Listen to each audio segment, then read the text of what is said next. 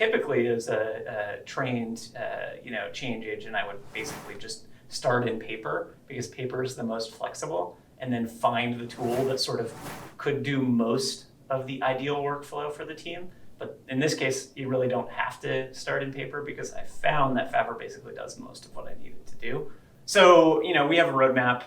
It goes out for the better part of a year and beyond, large epics and, pretty ambitious outcomes that we want to achieve, more at the problem statement level, or an opportunity space. Here's this big thing that we want to capture, this big thing that we want to solve. And it's not even, it's the why maybe, like there's this metric, this behavioral change we want to make in an audience, but not the what. It's not like, okay, well, we need to make this type of feature. Yeah. So our leadership team works in that space mostly. But then, of course, the teams work in the feature space and the devs work in the task space. Yeah. So and then the how.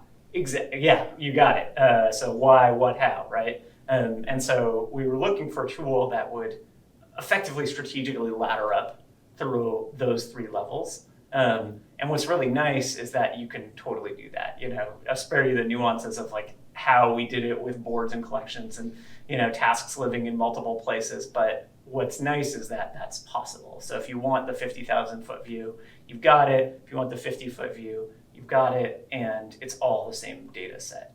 I remember lifecycle marketing was very particular about, hey, whenever we're doing a player-facing communication, we needed a brief, and the brief looks like this. Our artists were the same way. Hey, when a PM gives us some live ops art to make, we need to make sure that it's perfect. We understand what this is for, what the reference images are, and same thing. So we were able to get, 2 or 3 bespoke workflows within the broader workflow of that pod, and it all almost on the fly. Exactly. Yeah. Oh, it took. I had a 30-minute meeting with those groups, and I was able to build a prototype. And that was pretty good. To do that in a tool like Jira would be almost I don't know what to think about it. It's funny, I've always said that artists are sort of the early adopters of Favro, because aesthetically it's just, nice comparatively to other tools, especially if you have like a UI artist or a UX designer. They'll look at the competition and they'll look at Favro and they'll say, I'd rather do this